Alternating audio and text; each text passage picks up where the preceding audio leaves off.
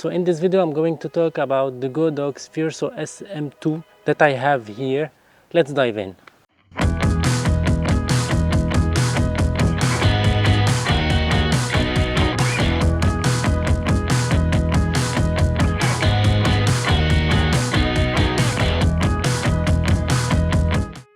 Hello everyone and welcome back to another video on my channel. I'm Photorabs. I do videos about photography, filmmaking, camera tech related reviews, unboxings, action cams, vlogging kits and so on.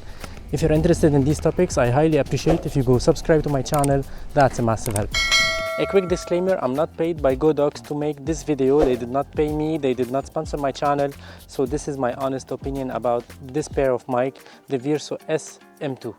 And before I forget, I'm recording this video with the Sony A6700 with the 16 to 55mm 2.8G master lens that I got on a loan from Digitphoto and Sony France. You can find the links in the description below if you'd like to buy products, camera gears from Digitphoto. The link is down below. I wanted to do this video maybe a week ago, but it was raining a lot here in Reims, in France, so I couldn't go out. It was a very bad weather here, so I couldn't go out at all. I was very hesitating to go out today, but finally we got some sun, and why not going out in the park to try this mic and to get the last footages with this A6700, because tomorrow I'm going to send it back to Sony. This mic cost about 239 euros, but please check for the price always, because with the Black Friday week and the holiday season you might have some great discount on this microphone. And by the way, you can find it in two versions, the Virso S for the Sony cameras and the Virso, normal Virso, which can be connected to any other camera. By the way, the Virso S you can connect it also to some other cameras using the audio cables that you get in the box. And add to that, you can find this microphone in two separate kits, whether with one transmitter or two transmitters, for the S version and the normal version. And by the way, the 239 euros is the cost of the Virso SM2, the two transmitters and one receiver. This microphone shares more or less the same key element features like all the other microphones. I noted some points here. We can record on the transmitters. We have the 16 bits recording that I've talked about many times on my previous videos. You can check them out. We can record in safe track -6 dB. We can record in mono, stereo. So we have basically the same things that we have on all the other microphones. We have the noise reduction function. We have a mic jack, so we can plug any lavalier mic or any shotgun mic to the transmitter.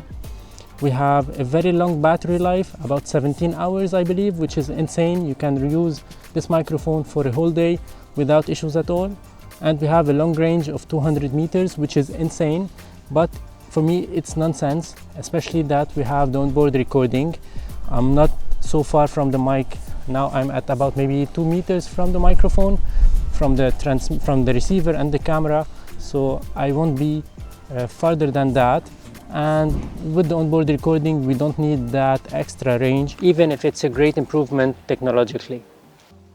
And now I'm using this microphone with the Sony A6700 that I got on the loan from Digitphoto and Sony France. By the way, I made the first impression vlog with this camera. You can check it here or in the description below, and let me know your thoughts about this camera.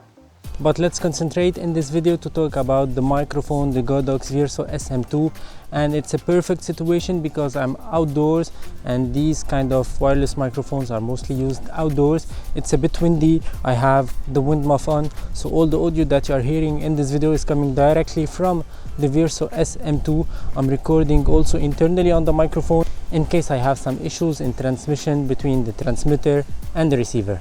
On a quick note, the background music in this video is from Artlist. Artlist has you covered because they have everything you need, all the assets in only one place. You can download high quality music, you can download sound effects, you can download templates, footages, plugins and so on. Everything royalty free with only one subscription. You can have everything in one place, and that's amazing. On this platform you have the AI that can learn the kind of music that you like for your videos, and it will always suggest you new music in the same genre.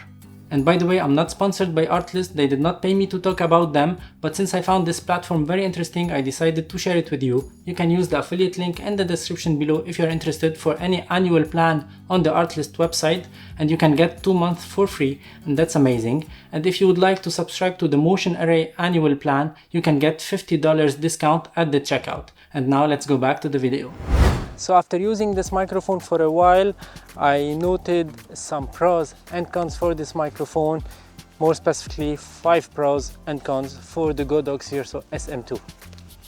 On the pro list, the first thing that I think it's worth mentioning is that you get 2 lavalier mics with the Godox Virso SM2 or the Godox M2 version, Virso M2 version.